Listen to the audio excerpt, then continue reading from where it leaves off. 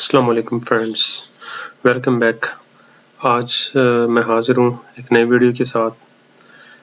सबसे पहले तो आपसे रिक्वेस्ट करूँगा कि आप वीडियो को पूरी देखें, क्योंकि आप कोई भी स्टेप इसमें छोड़ेंगे या इसको फॉरवर्ड करेंगे तो आपको समझ नहीं आएगी।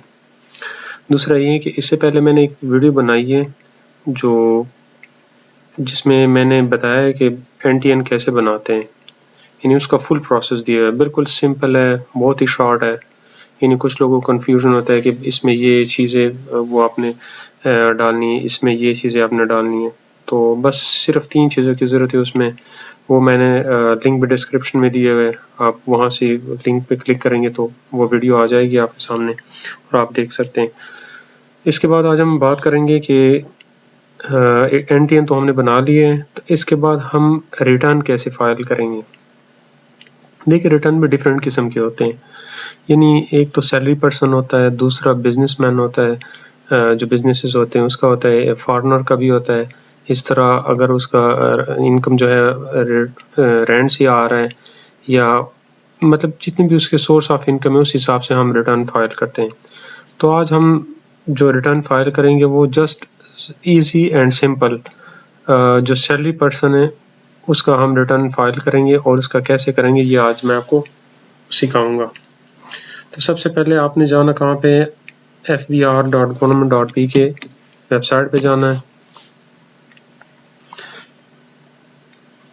आपने वीडियो को फॉरवर्ड नहीं करना है, आपने स्किप नहीं करना है। अगर आप फॉरवर्ड करेंगे या स्किप करेंगे तो आपको बिल्कुल समझ नहीं आएगी। ठीक है, बिल्कुल उसी तरह आपने वहाँ पे जाना है जहाँ पे हम एनटीएन बनाते थे। आपने इनकम टैक्स IRS पे क्लिक करना है। ठीक है, इसमें भी वही 2 ऑप्शन आ रहा है कि अगर कोई पाकिस्तान में करना चाहते रिटर्न फाइल तो उसके लिए विद इन पाकिस्तान है, अगर आउटसाइड पाकिस्तान है तो इसके लिए दूसरा ऑप्शन है। आपने फर्स्ट ऑप्शन पे क्लिक करना है।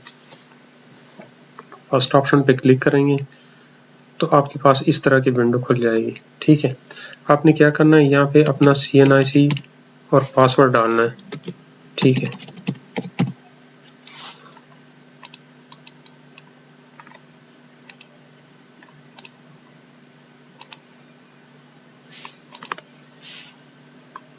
ये नेट थोड़ा स्लो है, इस वजह से ये प्रॉब्लम आ रहा है। ठीक है, आपने करना क्या है, यहाँ पे क्लिक करना है। यहाँ पे आपने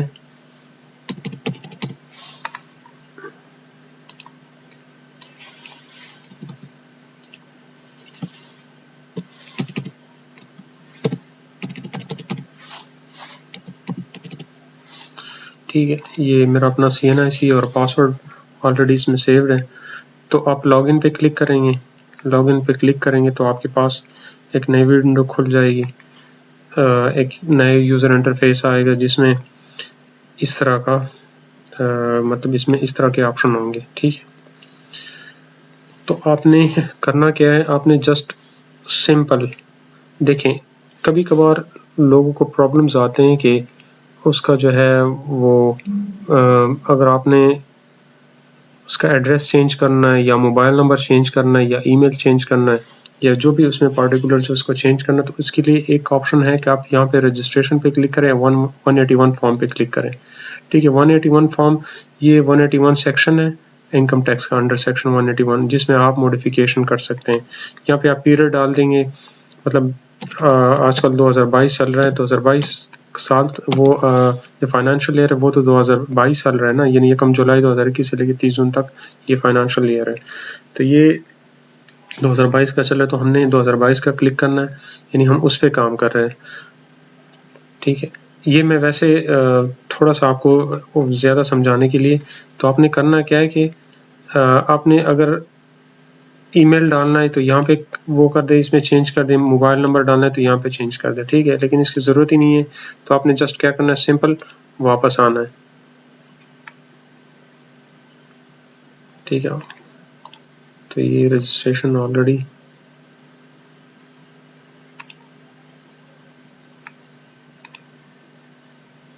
इसको डिलीट करते हैं।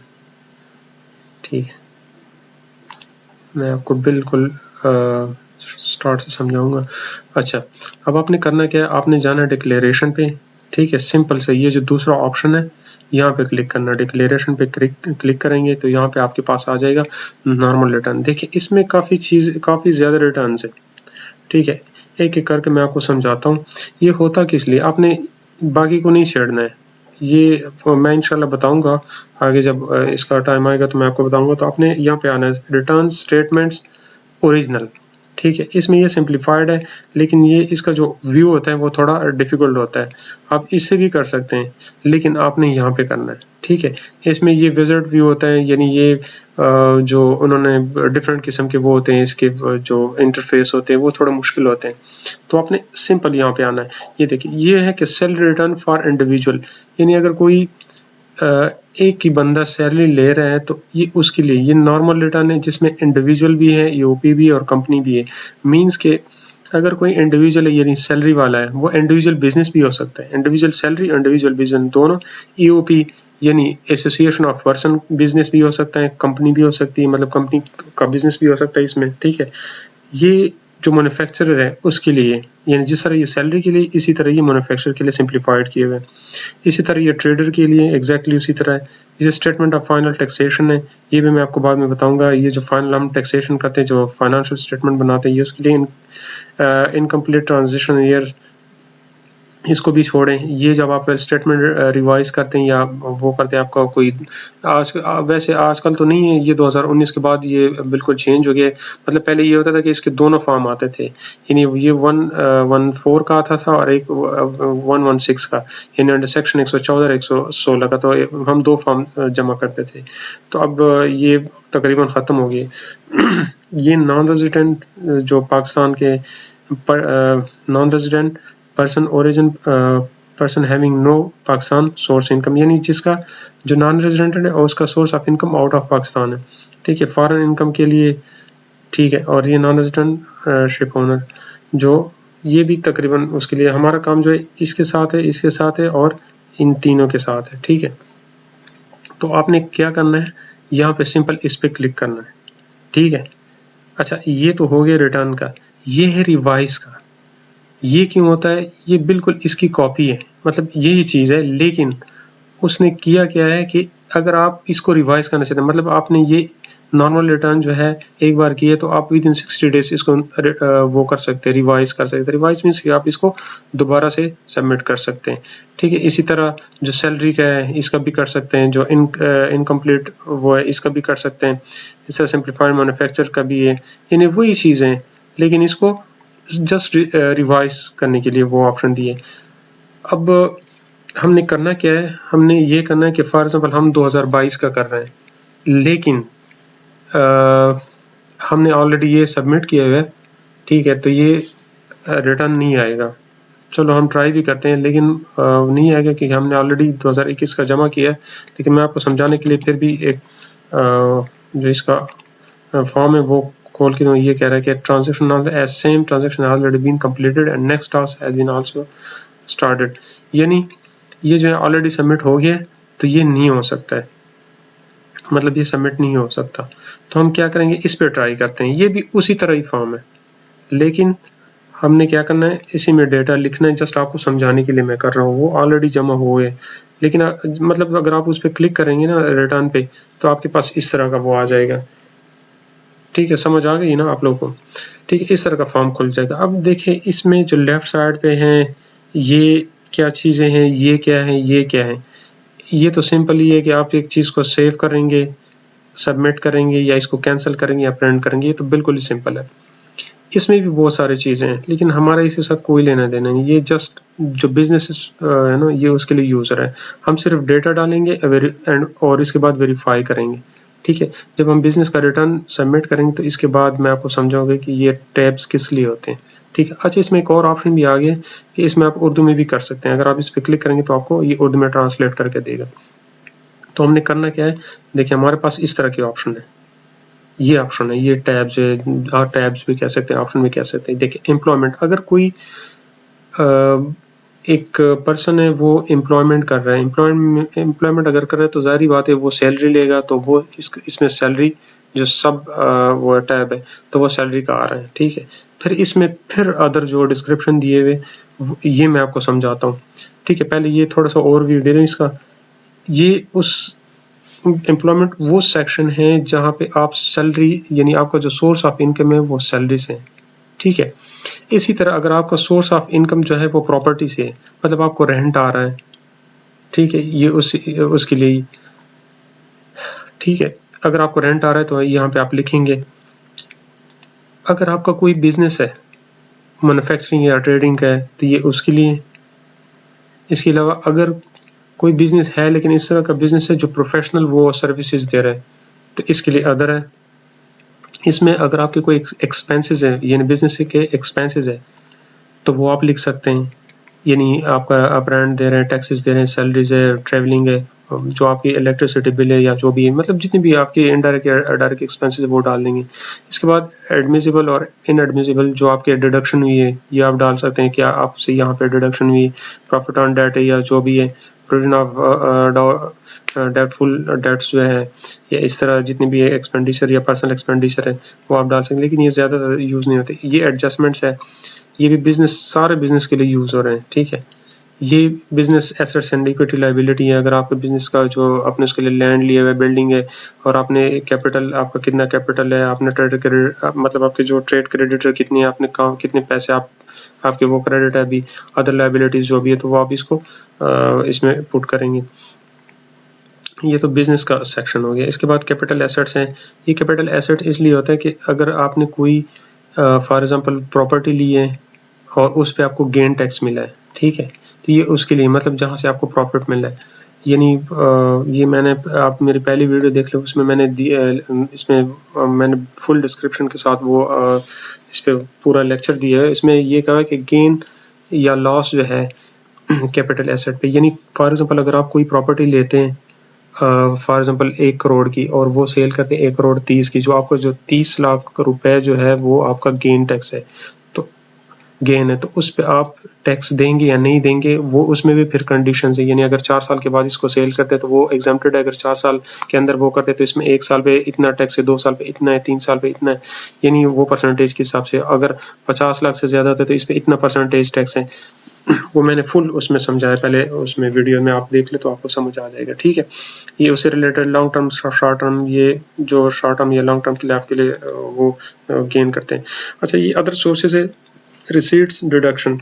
इसमें क्या है कि अगर आपको फॉर एग्जांपल पेंशन या कोई इस तरह के बोनसेस या रॉयल्टी या बहबूद जो है इस सर्टिफिकेट से जो आपको प्रॉफिट वो आ रहा है, सो इनकम आ रहा है, तो आप वो लिख सकते हैं, ठीक है। यानी अगर आप पेंशन ना ले रहे हैं तो यहाँ पे rent from building and machinery यहाँ वो कर रहे हैं, रेंट फ्रॉम सब लीज है, यानी इसमें जो ऑप्शन है, मतलब आप जहाँ से इनकम ले रहे हैं, जो आपका सोर्स ऑफ इनकम है, तो वो आप वहाँ पे पुट करेंगे, ठीक है।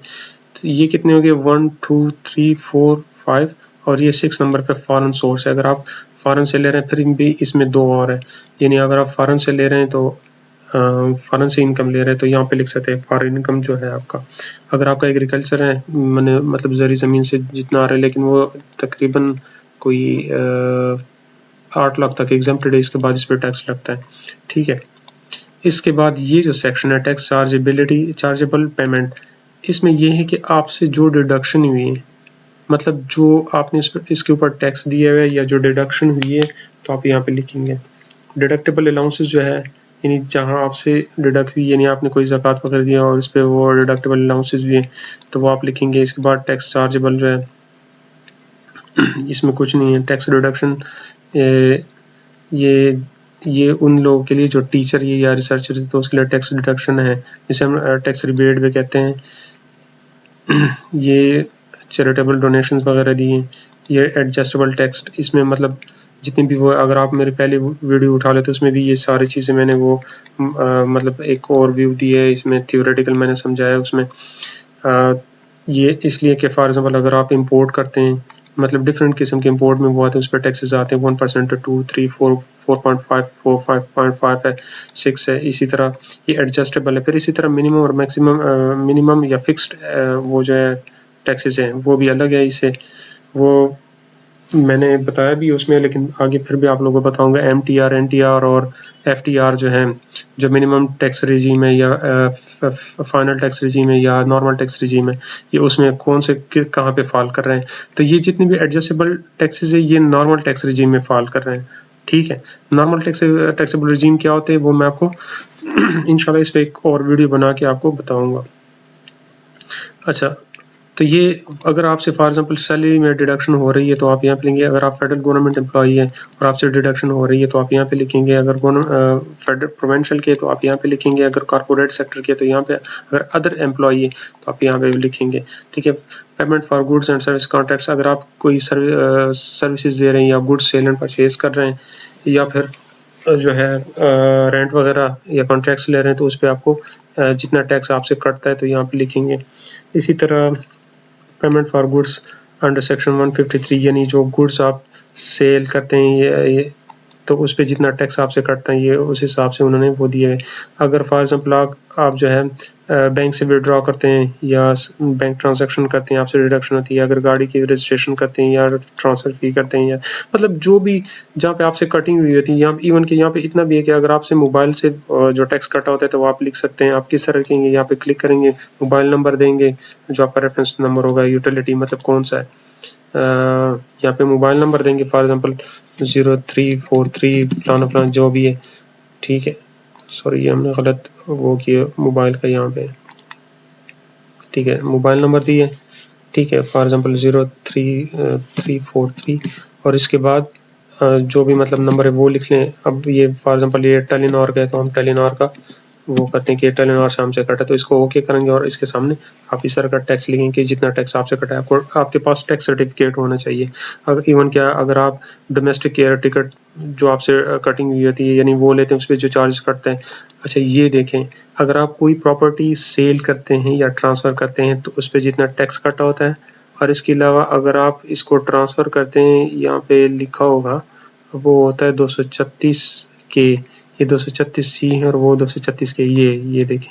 अगर आपने कोई प्रॉपर्टी परचेज की या ट्रांसफ़र की है, वो अगर आपने सेल की या ट्रांसफ़र की, ये अगर आपने परचेज की या ट्रांसफ़र की तो इस पर आपसे जितना टैक्स कटता है मोस्टली विद होल्डिंग टैक्स होता है 2%, लेकिन जब कोई फाइलर होता है तो उसके लिए 1% होता है। जो नॉन फाइलर होता है वो उस पर 2% कटता है। फाइलर और नॉन फाइलर का कॉन्सेप्ट भी मैं आप लोग को समझाऊंगा। ठीक है, तो ये वो एडजस्टेबल टैक्सेस हैं जिसे हम नॉर्मल टैक्स रिजीम में कहते हैं। ठीक है, जो नॉर्मल होते हैं, जो एडजस्टेबल होते हैं, ये भी एडजस्टेबल है लेकिन ये कुछ MTR में, कुछ FTR में, कुछ मिनिमम टैक्स रिजीम में आते हैं, कुछ फाइनल टैक्स रिजीम में आते हैं। इसलिए इसे फाइनल फिक्स मिनिमम कहते हैं, यानी दोनों नाम आ रहे हैं उसमें, फाइनल भी है, फिक्स भी और मिनिमम भी है, यानी जो आपसे टैक्सेस कटते हैं। ये भी उसी तरह इंपोर्ट और उसी में, लेकिन आप इंपोर्ट डिफरेंट किस्म के करते हैं, दो किस्म के करते हैं। या उसका जो टैक्स होता है वो एडजस्टेबल होता है और किसी का एडजस्टेबल नहीं होता, मिनिमम या मैक्सिमम होता है।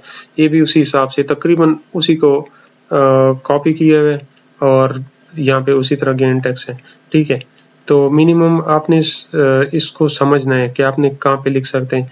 तो ये मैं आपको इंशाल्लाह इस पे एक और वीडियो बना के दूँ। कंप्यूटेशन क्या होता है? कंप्यूटेशन ये होता है कि इस आप देखते हैं कि मुझसे यानी जिसे हम तकरीबन फाइनेंशियल स्टेटमेंट भी फाइनेंशियल स्टेटमेंट भी कहते हैं कि फॉर एग्जांपल हमारी इनकम इतनी आ रही थी, कहाँ से? सैलरी से आ रही थी या प्रॉपर्टी से या बिजनेस से या कैपिटल से या अदर सोर्सेज से। ठीक है, फिर इस पे हम पे कितना टैक्स आ रहा था और हमने कितना दिया है और आगे हमने कितना देना होगा या फिर हमें रिफंड होगा। ठीक है, अगर विद होल्डिंग कट होता है या एडवांस टैक्स कट होता है, ठीक है, एडमिटेड हमने कितना देना होगा, डिमांडेड टैक्स कितना है और रिफंड हमें कितना मिलेगा। ठीक है, ये जब हम प्रैक्टिकल करेंगे तो आप लोगों को इंशाल्लाह समझ आ जाएगी। इसके साथ जो मैंने आपको बताया बहुत पहले यानी वीडियो के स्टार्ट में बताया कि 2019 के बाद जो फॉर्म आ रहा है उसके साथ 116 फॉर्म भी होता है जिसे हम वेल स्टेटमेंट कहते हैं, वो यहाँ पे इसके नीचे होता है, लेकिन वो मैं आपको समझाऊंगा, वो इधर ही है। तो आपने करना क्या है, जस्ट सिंपल सैलरी में आना है और सैलरी में आपने लिखना क्या है कि यहाँ पे जो आपको सैलरी मिल रही है, ठीक है, ये लिखना इंक्लूडिंग एरियर्स ऑफ सैलरी, यानी जो आपकी ग्रॉस सैलरी होगी, यानी अगर इसमें पे या वेजेस है या अदर रेमुनरेशन है इंक्लूडिंग एरियर्स, यानी वो सैलरी आपने पूरे साल के डालनी जो आपको मिली है। ठीक है, यानी फॉर एग्जांपल वैसे तो सैलरी आपकी फॉर एग्जांपल सपोज करते हैं कि 60,000 है पर मंथ की, लेकिन एक मंथ ऐसा भी आता है जब आपको बोनस मिलता है, यानी उस टाइम आपको 1 लाख जो है सैलरी मिल गई, ये 60,000 आपकी सैलरी और 40,000 आपको बोनस मिला है, तो आप ये नहीं कहेंगे कि 12 महीनों का आप कैलकुलेट करेंगे तो 7,20,000 आएगा, नहीं 7,20,000 तो आएगा, जो आपने एक महीने का 40,000 एक्स्ट्रा लिया तो आपका 7,60,000 आएगा। ठीक है, तो आपने फॉर एग्जांपल अगर पर मंथ 60,000 ले रहे हैं तो 12 महीनों का 7,20,000 आएगा, 7,20,000 आ रहा है। तो हम क्या करते हैं कि हमने 40,000 जो है कोई एरियर्स भी लिए या कोई रेम्यूनरेशन भी हमें मिले। ठीक है, अब देखो कुछ ऐसे डिपार्टमेंट्स होते हैं जो अलाउंसेस देते हैं, यानी जिस तरह इंक्लूडिंग फ्लाइंग अलाउंस, यानी जो सबमरीन वाले या फ्लाइंग वाले वो अलाउंसेस भी देते हैं, यानी कुछ एक्स्ट्रा अलाउंसेस देते हैं, वो भी आप लिख सकते हैं। एक्सपेंडिचर रीइंबर्समेंट, अगर आपने कोई रीइंबर्समेंट की है, यानी मेडिकल रीइंबर्समेंट की है या कोई एजुकेशनल रीइंबर्समेंट की है, जो आपने एक्सपेंसेस किए वो रीइंबर्समेंट किए, तो आप यहाँ पे लिख सकते हैं। वेरी ऑफ परक्विजिट्स जो है, यानी ये उसके लिए जो सिविल सर्वेंट है उसके लिए, यानी आपका जो है सिर्फ ये तीनों तक है। ठीक है, अगर कोई अलाउंस है तो ठीक है, अदरवाइज फिर आप क्या करेंगे, कैलकुलेट पे क्लिक करेंगे। ठीक है, कैलकुलेट पे क्लिक करेंगे तो यहाँ पे आ जाएगा। अब देखिए ये कॉलम किस लिए होता है, ये तो आपका टोटल अमाउंट है। अब फॉर एग्जांपल इसमें कुछ ऐसा इतना अमाउंट भी है जो एग्जेम्प्टेड है, यानी 7,40,000, तो इसमें 80,000 हमारे पास कुछ इस तरह के अलाउंसेज है जो वो एग्जेम्प्टेड है। ठीक है, तो इसके बाद होगा क्या, इसके बाद ये होगा कि हमारा जो टैक्सेबल इनकम है वो 6,60,000 आएगा, यानी 7,40,000 जो है वो हमारा टोटल अमाउंट है, इसमें 80,000 जो है वो एग्जेम्प्टेड है, यानी वो निकालेंगे तो 740 में से 80 माइनस करेंगे तो ये 660 आएगा, तो ये 660 के ऊपर हमारा इनकम टैक्स आएगा। अब हम क्या करेंगे, जाएंगे कंप्यूटेशन पे, कंप्यूटेशन में देखते हैं कि इस पे कितना टैक्स आ रहा है। ये देखें हमारा जो टोटल जो हमारी इनकम है वो सैलरी से आ रही है वो है 6,60,000 सॉरी, टोटल नॉर्मल टैक्स जो है। ठीक है, इस पे ये टोटल इनकम आ रहा है। ठीक है, और मतलब ये टोटल इनकम है तो ये टैक्सेबल इनकम भी है, मतलब जो टैक्सेबल इनकम टोटल आ रहा है, तो इस पे 10,000 हमें टैक्स चार्ज होगा, टैक्स चार्ज होगा, जो हमारा नॉर्मल इनकम टैक्स आएगा वो 10,000 आएगा, तो हम 10,000 एडमिटेड टैक्स है, यानी ये हम एडमिट करेंगे तब जाके हमारा जो है ये केस फाइनल होगा, मतलब ये फाइनल हो जाएगा। ठीक है, तो ये आ गया। अब हम क्या करते हैं कि सैलरी में से तो बहुत सारे लोगों को पता है कि इसमें से टैक्स कटता है। ठीक है, अब मुझे 10,000 आ रहा है। अब हम क्या करते हैं कि फॉर एग्जांपल मैं फेडरल एम्प्लॉय हूँ, ठीक है, एज ए फेडरल एम्प्लॉय काम कर रहा हूँ, तो मुझसे पूरे साल जो सैलरी थी वो 6,60,000 थी, और इसमें मुझसे टैक्स कटा है 8,000 टोटल साल का। ठीक है, तो देखते हैं अब क्या होता है। मतलब ये है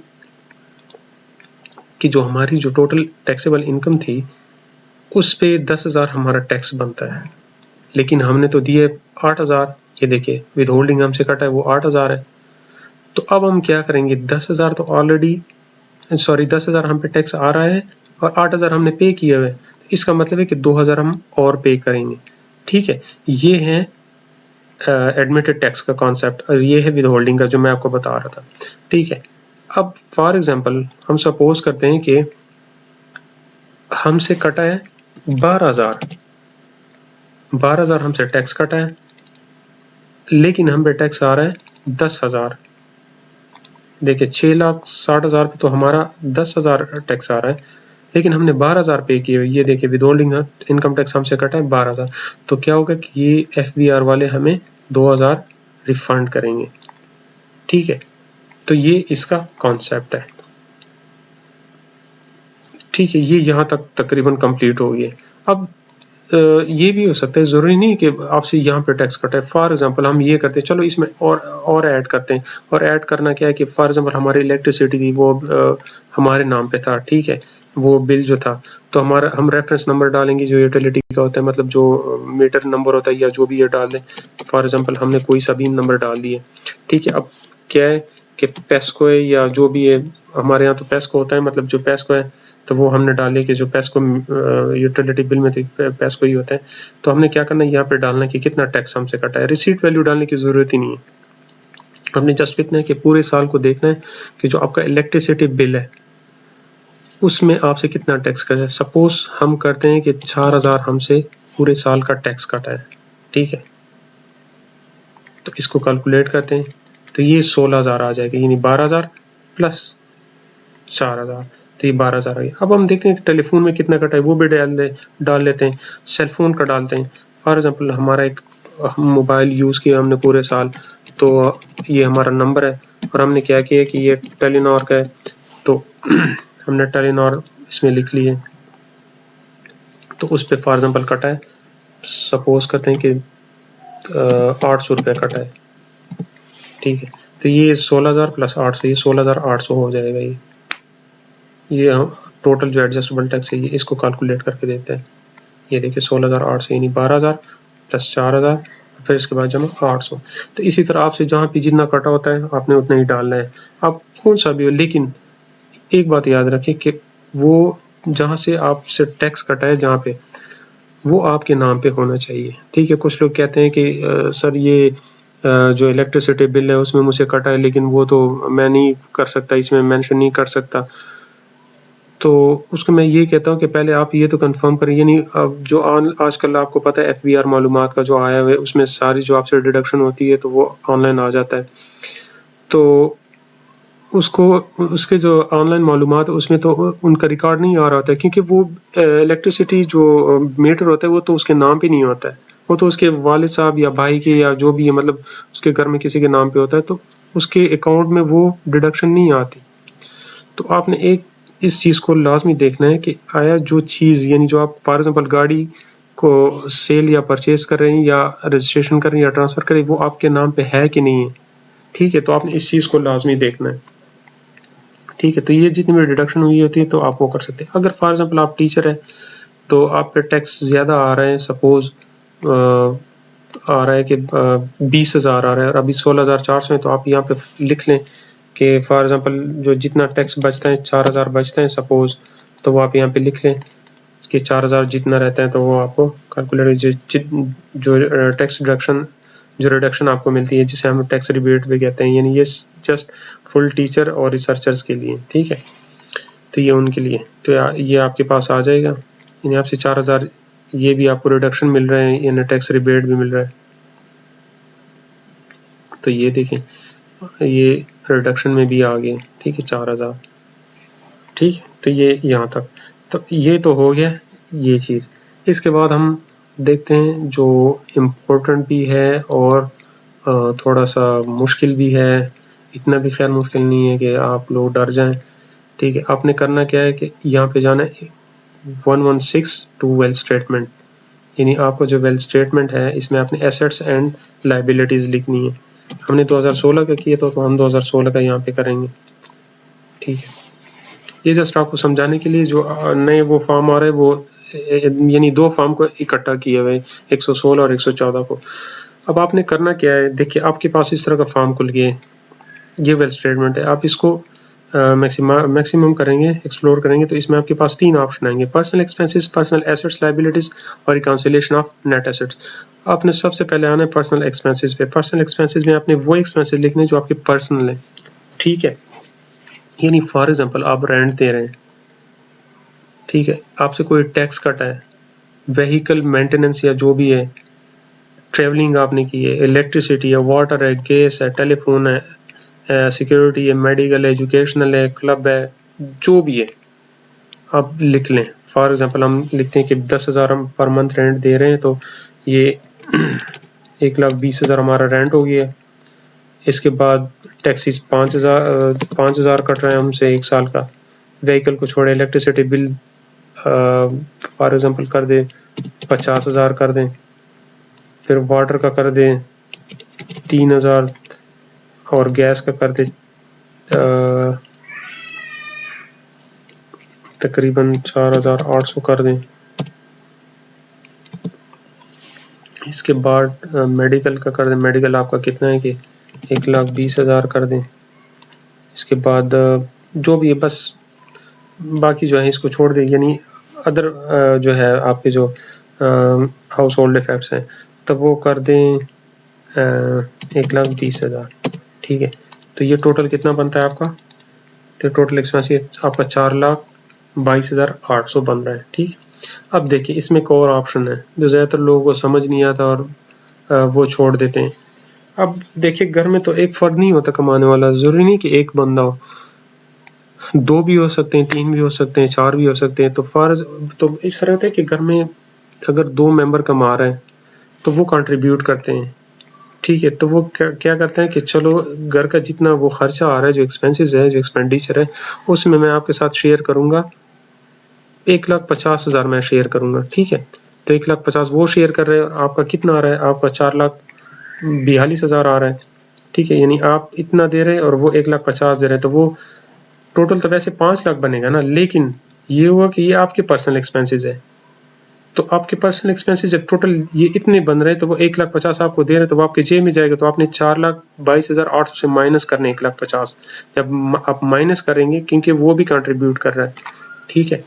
यानी फॉर एग्जांपल दो वो है ना यानी दो बंदे का घर में काम कर रहे हैं, वो एज एम्प्लॉई है, तो एक कंट्रीब्यूट कर रहे हैं फॉर एग्जांपल 2 लाख और दूसरा भी 2 लाख, तो टोटल 4 लाख बनते हैं। तो ये टोटल एक्सपेंसेस 4 लाख बन रहे हैं, तो इसमें एक कंट्रीब्यूट कर रहा है 1,50,000, तो वो इसको दे रहे हैं कि ये मेरी तरफ से ले लें, तो ये इसमें से माइनस होगा, तो ये कम हो जाएगा, ठीक है? 2,72,000 ये पहला वो कर रहे हैं और इसके साथ जो भाई या जो उसके जो वालिद साहब है या जो भी है वो कंट्रीब्यूट करे 1,50,000, तो 1,50,000 जमा 2,72,000, तो ये वही 4,22,800 आएगा, ठीक है? समझ आ गई आप लोगों को? अच्छा, इसके बाद आपने करना क्या है, पर्सनल एसेट्स लायबिलिटी पे क्लिक करना है। अब ये देखिए ये बहुत इंपॉर्टेंट है, बहुत इंपॉर्टेंट है और थोड़ा सा मुश्किल भी है, लेकिन इतना भी मुश्किल नहीं है। इस चीज़ को आप इंशाल्लाह समझेंगे तो आपको फिर ऐसा समझे तकरीबन आपको जो है आधे रिटर्न की समझ आ गई है, क्योंकि ये बहुत सेंसिटिव होते हैं। जो एफबीआर वाले होते हैं वो इस चीज़ को देखते हैं, आपके एसेट्स को देखते हैं और इसी को देख के वो आपके जो एसेट हैं उसमें डिस्क्रिपेंसीज निकालते हैं और फिर आपको या तो ऑडिट में सेलेक्ट करते हैं या फिर आपको नोटिस करते हैं for the call of record, ठीक है? आपने करना क्या है यहाँ पे, अच्छा सबसे पहले इसमें बहुत सारी वो डिस्क्रिप्शंस है जिसमें एग्रीकल्चर प्रॉपर्टी है। ये इसलिए कि अगर आपकी कोई एग्रीकल्चर प्रॉपर्टी है तो वो लिख लें। इसमें आप प्लस पे क्लिक करेंगे तो यहाँ पे लिख लें कि फॉर एग्जांपल इस्लामाबाद में मेरी एग्रीकल्चर वहाँ पे है तो नहीं, लेकिन फिर भी लिख लेते हैं एग्रीकल्चर प्रॉपर्टी है। अब यहाँ पे लिख लें कि फॉर एग्जांपल 4 कनाल की एग्रीकल्चर लैंड है, लैंड। लेकिन अगर आपने लिए तो इसी तरह लिख ले, अगर आपका इनहेरिटेड है तो इनहेरिटेड लिख दें। इनहेरिटेड का मतलब ये है कि आपको अबवा अजदाद से मिला है, ठीक है? तो इस पे इसको ओके कर दें। अब सवाल पैदा ये होता है कि कुछ लोग यहाँ पे इसकी वैल्यू लिखते हैं और कुछ लोग नहीं लिखते। लिखे या ना लिखे इस पे कोई फर्क नहीं पड़ता। ज़्यादा लोग कंफ्यूजन डालते हैं कि अगर एग्रीकल्चर प्रॉपर्टी लिख लें तो ये मसला होगा, फिर ये होगा। कोई कहता है कि नहीं ना ही लिख ले तो अच्छा है। तो ये वैसे रूमर्स हैं, इससे कुछ भी नहीं होता है। आप लिख लें या ना लिख लें, आपने इनहेरिटेड लिख दी है तो बस इसका मतलब ये है कि आपको आबा अजदाद से मिला है और ये फिर एग्जेम्प्टेड होता है, ठीक है? इसके बाद हमेशा याद रखना कि इनहेरिटेड जो भी चीज़ होती है या जो आपको गिफ्ट होता है या जो आपको किसी और की तरफ से मिला होता है वो एग्जेम्प्टेड ही होता है। उस पर कोई टैक्स नहीं होता है, इस पर कुछ भी नहीं होता, मतलब यहाँ पे आपको कोई मसला नहीं होता है। इसके बाद कमर्शियल या इंडस्ट्रियल या रेजिडेंशियल प्रॉपर्टी है, इसमें 3 चीज़ें दी हुई है।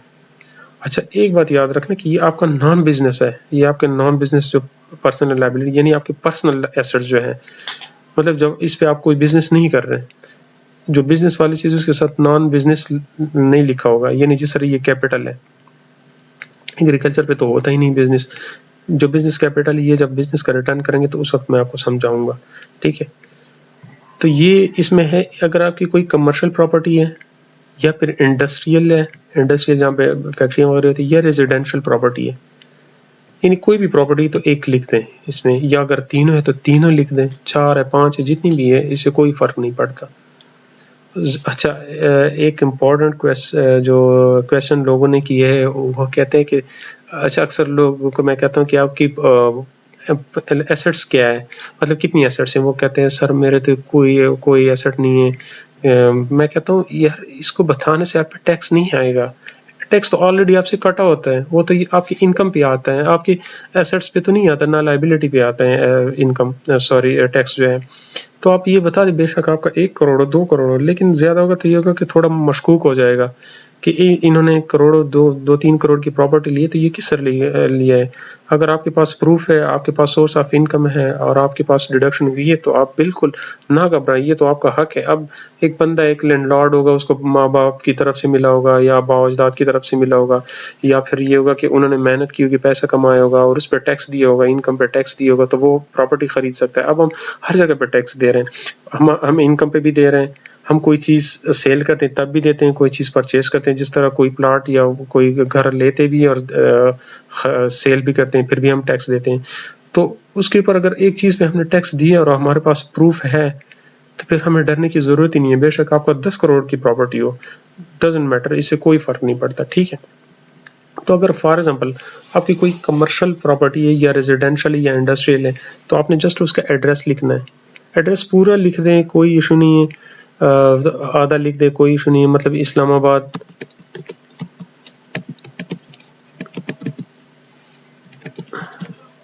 I10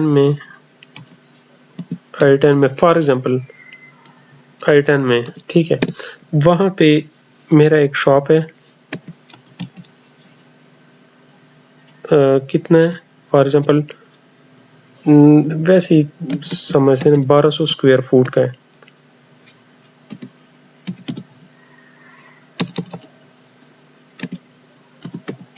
12 स्क्वायर फुट शॉप है। तो जस्ट इतना ही लिख ले, बहुत है, इससे कुछ नहीं होता है कि आप फुल एड्रेस लिखेंगे और फुल वो लिखेंगे। अच्छा, इसकी प्राइस कितनी है। अच्छा, ये रेजिडेंशियल अगर आपका घर है तो घर का एड्रेस लिख लें, कहाँ पे कितना है, मतलब कहाँ पे है और कितना है, और उसकी प्राइस क्या है, मतलब उसकी जो वैल्यू है वो कितनी है। तो फॉर एग्जांपल हम करते हैं कि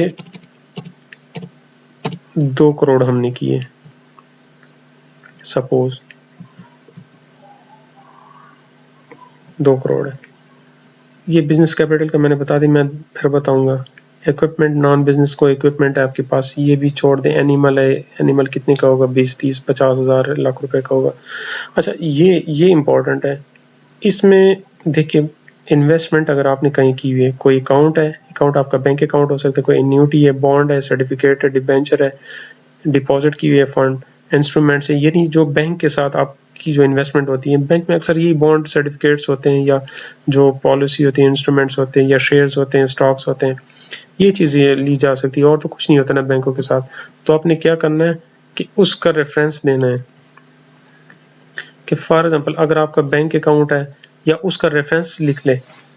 रेफरेंस कोई भी हो, मतलब बॉन्ड का कोई नंबर होता है, या फॉर एग्जांपल किस चीज़ में इन्वेस्टमेंट की, आपका बैंक अकाउंट है। ज़्यादातर मोस्टली 95% लोग यहाँ पे बैंक अकाउंट लिखते हैं। वो कहते हैं कि इस तरह लिख लेते हैं, कोई इस तरह लिख लेते हैं, सॉरी, कोई जस्ट नंबर लिख लेते हैं कि ये मेरा अकाउंट है, नीचे लिख लेते हैं कि ABL और इस्लामाबाद, ठीक है, या F10 मरकज़, यानी कोई एड्रेस दे दें इसका, कोई सा भी दे दें, बस यहाँ पे लिख ले। अगर आपने कोई बैंक के साथ सर्टिफिकेट लिखे हैं तो सर्टिफिकेट का नंबर लिख लें, यहाँ पे लिख लें, और कौन से बैंक में, इस बैंक में या जहाँ पे भी है, तो उसका वो रेफरेंस दे दें कि कहाँ पे है, ठीक है, यानी उसका जो नंबर है वो दे दें और कहाँ पे, ये चीज़ लिख लें, ठीक है।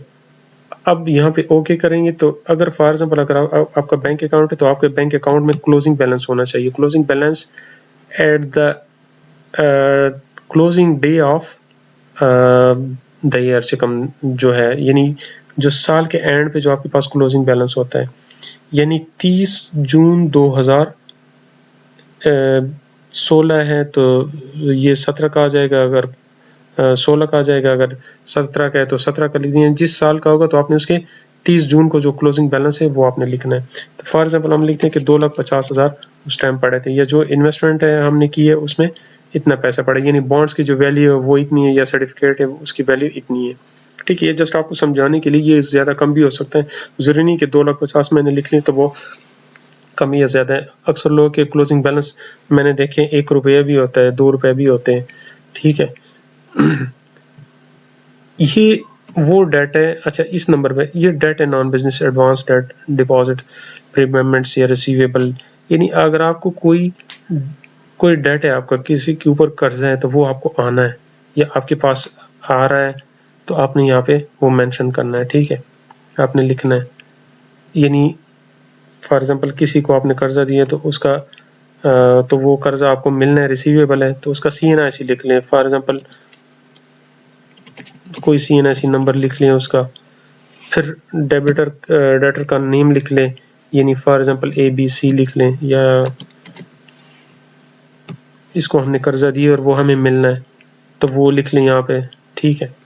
इसके बाद मोटर व्हीकल, अगर आपकी कोई गाड़ी है तो गाड़ी का रजिस्ट्रेशन नंबर लिख लें, मॉडल लिख लें, और इसकी जो वैल्यू ये ENTD जो है इसका फॉर एग्जांपल VU सपोज हम वैसे लिख लेते हैं 234 है, और ये कौन सी है, सपोज विड्स है, विड्स 2002 मॉडल लिख लेते हैं, ठीक है। ये जस्ट आपको समझाने के लिए है। खैर मेरे पास इतनी गाड़ी तो है नहीं, लेकिन फिर भी हम लिख लेते हैं। अच्छा सॉरी, ये हमने उसका वो कर्जा नहीं लिखा है कि कितना हमारे ऊपर कर्जा है, हमारे उसके ऊपर कर्जा है। फॉर एग्जांपल हम लिख लेते हैं कि 20,000 है, और ये हम क्या करते हैं, गाड़ी की कीमत लिख लेते हैं, सपोज 12 लाख करते हैं, ठीक है। तो ये हम 12 लाख करते हैं, ये आ गया हमारा। इसके बाद हम, अच्छा ये प्रीशियस पोजेशन है, इसमें जो चीज़ है वो है कि नेचर ऑफ एसेट्स क्या है, जो हमारे पास कीमती चीज़ है। कीमती चीज़ों में क्या होता है, या तो सोना चांदी इस तरह की चीज़ें होती हैं। अब ज़्यादातर लोग यही लिखते हैं कि वाइफ डोरी लिखते हैं,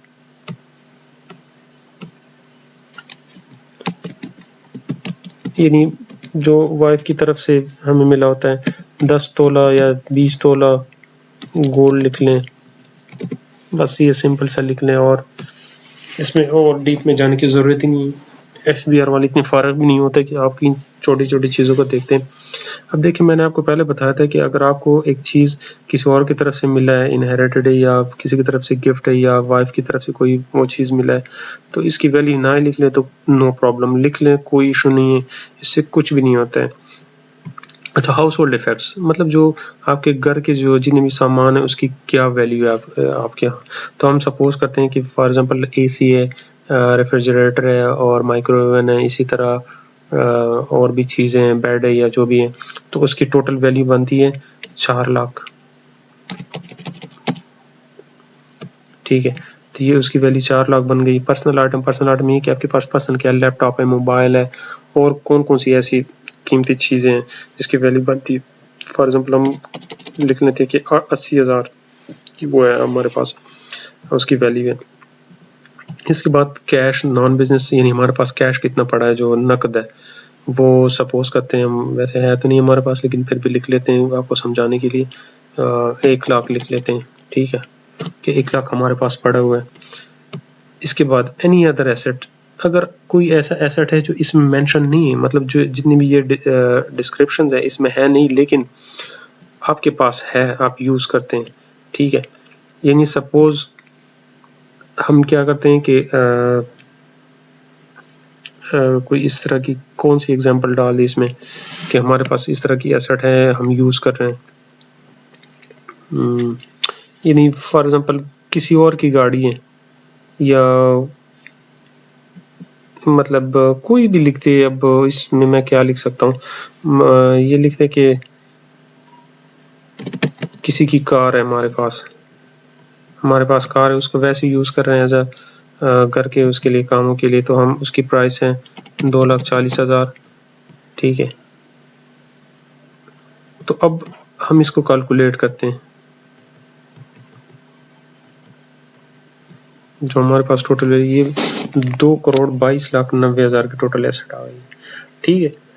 अच्छा, इसके बाद लाइबिलिटीज, देखिए इसके नाम से पता चलता है कि हमारे जो पर्सनल एसेट्स हैं और इसके साथ जो है लाइबिलिटी जो हमने पे करना होगा, वो हमारे कितने, जो यहाँ पे फॉर एग्जांपल हमने क्या किया है, जो लाइबिलिटीज़ में क्रेडिट है, जो नॉन बिजनेस है, यानी यहाँ पे कर्जा है, तो हम ये एडवांस है, हमने बोर्विंग की है, क्रेडिट लिए, डिपॉजिट की है, लोन है, मॉर्गेज है या ओवरड्राफ्ट है, जिस तरीके से हमने कर्जा लिए हुए हैं वो इसमें मेंशन करेंगे। ठीक है, यानी अगर किसी से कर्जा लिए या उसका रजिस्ट्रेशन नंबर है, जरूरी नहीं कि उस बंदे का शनाख्ती कार्ड नंबर हो, ये भी हो सकता है कि हमने बैंक से लिया हो तो उसका जो रजिस्ट्रेशन नंबर होगा या जो चेक नंबर होगा या जो भी होगा हम वैसे डाल लेते हैं। और किस से लिए, फॉर एग्जांपल हमने लिए हुए कि ओवरड्राफ्ट लिए हुए, ठीक है, ओवरड्राफ्ट लिए हुए, बस ये लिख लें फ्रॉम बैंक ऑफ पंजाब कर लें।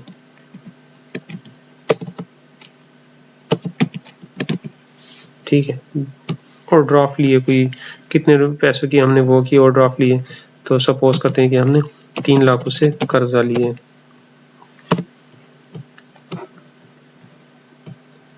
तो इसको कैलकुलेट करें, बस ये फॉर्म फिल कर दें, ये तकरीबन यहाँ तक है, इसमें और कुछ नहीं है। तो आपका 3 लाख का जो क्रेडिट है वो आ गया।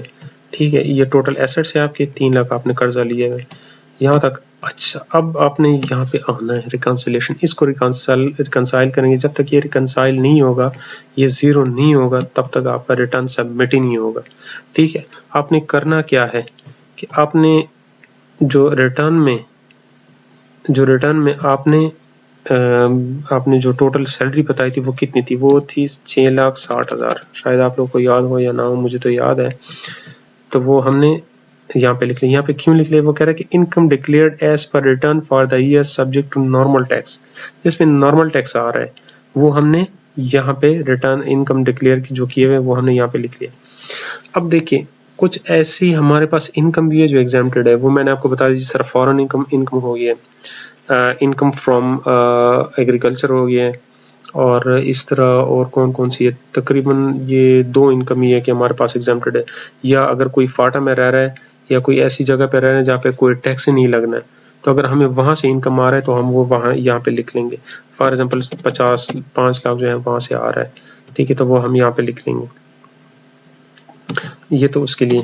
ये क्या है, ये लिखा है कि income attribute receipts declared as per return for the, ये अगर हमने कोई फिक्स एंड फाइनल जो टैक्सेस है उसके अगेंस्ट हमने कोई चीज़ ली है, ठीक है, वो मैंने आपको बता दिया कि एक एफटीआर होता है, एक नॉर्मल टैक्स होता है, एक मिनिमम टैक्स होता है जो रिजीम्स है, और इस तरह फाइनल टैक्स भी होता है।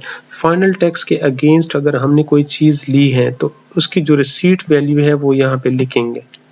ठीक है, सपोज हमने कोई इस तरह की कोई चीज़ हमने वो किए लिए जिसमें ये रिसीट्स किए हैं जिसमें जो है फाइनल टैक्स के उसमें आता है, ठीक है, मतलब फाइनल टैक्स रिजीम में आ रहा है, तो इसकी जो टोटल वैल्यू है और इस पे जो उससे टैक्स कटा है, ठीक है, तो हम उसकी टोटल वैल्यू लिख लेंगे। सॉरी, ये फॉर एग्जांपल 2 लाख है, ठीक है, ये इंशाल्लाह आएगा तो मैं आपको समझाऊंगा। Adjustment income declare as per return for the year, जो एडजस्टमेंट हमने किए वो उस रिटर्न में है। फॉरेन रेमिटेंसेस है, अगर हमने फॉरेन से कोई पैसे मंगवाए या हमारे अकाउंट पे आए, ठीक है, वो भी लिख सकते हैं, यानी आपको भाई या वालिद ने पैसे भेजे। इनहेरिटेंस, यानी जो इनहेरिटेड चीज़ें जो हैं अगर उसकी वैल्यू जो आपने वहाँ पे मैंने आपको बताया यहाँ पे रिटर्न में जो अगर आपने लिख दे तो वो यहाँ पे लिख लें, जो इनहेरिटेड वैल्यू है आपकी तो उसकी वैल्यू यहाँ पे लिख लें। यहाँ पे तो हमने लिखा नहीं है, यानी अगर आप लिख भी दें 4 लाख का, फॉर एग्जांपल 4 लाख का लिख लें तो ये वहाँ पे भी मेंशन कर दें, बस यहाँ वहाँ पे आपने ये करना है। ठीक है, इसके अलावा अगर आपको कोई गिफ्ट मिला है, ठीक है, तो वो लिख लें, मतलब आपके भाई या वालिद ने या किसी ने आपको गिफ्ट, लेकिन ये ब्लड रिलेशन में होता है गिफ्ट, ये बात याद रखना। ठीक है, तो वो गिफ्ट आपने लिखना है। ये gain on disposal of assets excluding capital gain on immovable property, यानी जो आपने गेन की है, मैंने आपको पहले भी बताया था, इस पे मैंने एक वीडियो बनाई है कि आप अगर गेन करेंगे तो उस पर टैक्स किस तरह कैलकुलेट होगा, और मैंने फुल कैलकुलेशन भी करके दिया था, शायद आप लोगों को भी याद हो, जो न्यूमेरिकल और प्रैक्टिकल लर्निंग ऑफ जो टैक्सेस अंडर सेक्शंस है उसमें जो मेरे पहली वीडियोस में मैंने लिखा है, आप जाके वहाँ पे सर्च भी कर सकते हैं। तो ये उससे रिलेटेड है, मतलब जो आपने प्रॉपर्टी ली है, यानी कोई प्लॉट लिया है या इस तरह का कोई प्रॉपर्टी ली है और आपने कितने टाइम में सेल किया और कितनी आपने उस पर गेन किया, तो उस पर कितना आपको टैक्स देना होगा। तो वो जो गेन टैक्स आएगा ये उस पर आएगा, लेकिन आप उसमें कैपिटल गेन जो है वो एक्सक्लूड करेंगे, ठीक है, यानी कैपिटल गेन इसमें एक्सक्लूड करेंगे, लेकिन जो आपने वो चीज़ फ़रोख्त की है वो आप लिखेंगे। और इसमें अदर में अगर कोई और अदर आपने इनकम है तो वो यहाँ पे लिख लें। आउटफ्लो में ये है कि आपके एक्सपेंसेस आ रहे हैं, अगर आपने किसी को गिफ्ट दिया, अगर आप अपने एसेट्स में नुकसान किए या अदर कोई इस तरह की वो है जो आपसे चले गए पैसे, तो आपने ये लिख लें। Asset transfer, sold, gifted, donated during the year, ये वो है जो आपने किसी को डोनेट किया या सोल्ड किया कोई चीज़, तो ये उससे रिलेटेड है, ठीक है। तो आपने करना क्या है, आपकी ये जो है ये अनरिकंसाइल्ड अमाउंट में आ रहा है, तो आपने इसको क्या करना है, सिंपल यहाँ पे लिखना है, यानी ये आपका पहले रिटर्न है। तो पहले रिटर्न में होगा, सेकंड रिटर्न में क्या होगा वो मैं आपको इंशाल्लाह फिर आपको बताऊंगा कि ये आपकी ये वैल्यू फिर जाए कहाँ पे जाएगी। 60288। अब देखें ये 0 हो जाएगा, ठीक है। अब फॉर एग्जांपल सपोज करते हैं कि आपका जो ये रिटर्न है अब ये इसी तरह ही है, रहने दें। अब हमारे पास कुछ इस तरह के हमारे पास जो कैश है वो ज़्यादा हो गए हैं, वो कैश जो है वो यानी, या फिर इस तरह समझे कि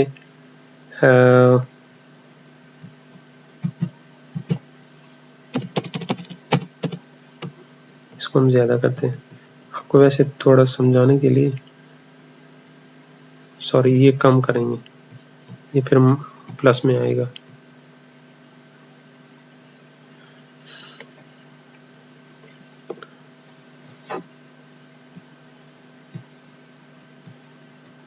ये प्लस में आ रहा है, ये देखें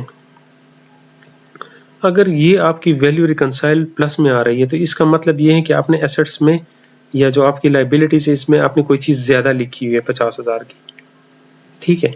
तो हमने ये 2.5 लाख से 3 लाख तक की है, तो अगर हम ये 2 लाख कर दें तो ये हमारा -50,000 आएगा, -50,000। इसका मतलब ये है कि हमारी जो पर्सनल एसेट्स एंड लाइबिलिटीज़ है वो हमने 50,000 कम कर दी है, इसका मतलब यही है, ये माइनस में आ जाएगा, ये माइनस में।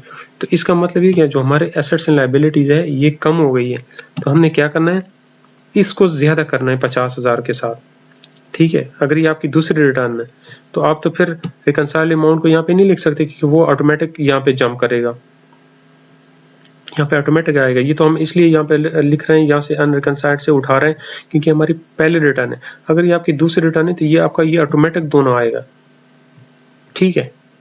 तो ये ऑटोमेटिक आएगा। तो आपने करना क्या है कि आपने ये 50,000 ख़त्म करने के लिए फिर क्या करना है कि फॉर एग्जांपल जो ये 2 लाख है तो आप फॉर एग्जांपल कैश में डाल दें, तो ये आपका 1 लाख है तो ये आपका 1,50,000 हो जाएगा। 1,50,000 करेंगे तो ये आपका ऑटोमेटिक ख़त्म हो जाएगा, ठीक है। अगर प्लस में आ गया तो इसका मतलब है कि आपका जो एसेट्स है वो 50,000 ज़्यादा आ रहा है, अगर माइनस में तो इसका मतलब है कि आपका जो एसेट्स है वो कम आ रहा है। तो ये देखिए ये 0 हो गया। तो इसको आप सेव करेंगे, सेव करने के बाद जब आप सबमिट करेंगे तो वो कहेगा कि वेरिफिकेशन कर दें। सबमिट करने से पहले आपने इसको वेरीफाई करना है और वेरीफाई के बाद जब आप इसमें प्रिंट डालेंगे वेरीफाई करेंगे तो इसके बाद आप इसको सबमिट करेंगे। सबसे पहले आपने इसको सबमिट करना है, ठीक है। ये यहाँ तक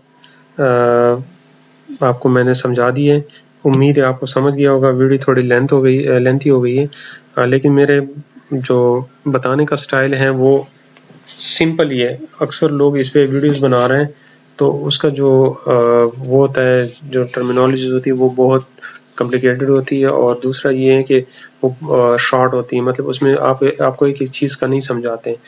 मेरी कोशिश यही है कि जो व्यूवर्स है मेरे उसको बिल्कुल समझ आ जाए, एक एक पॉइंट की समझ आ जाए, उसको एक एक चीज़ की समझ आ जाए। अगर आपको किसी चीज़ की समझ ना आए तो आप बिल्कुल पूछ सकते हैं, आप बेशक जो है मैसेज भी कर सकते हैं, व्हाट्सएप भी कर सकते हैं और कॉल भी कर सकते हैं। बहुत सारे फ्रेंड मुझे कॉल करते हैं लेकिन मैंने कभी माइंड नहीं किया क्योंकि मुझे पता है कि एक चीज़ आप किसी और को सिखाओगे तो ये भी एक सदका जारिया में आता है। ठीक है, तो इंशाल्लाह कल तक इजाज़त दीजिए। अल्लाह हाफिज़। इंशाल्लाह नेक्स्ट वीडियो में फिर हाजिर होंगे।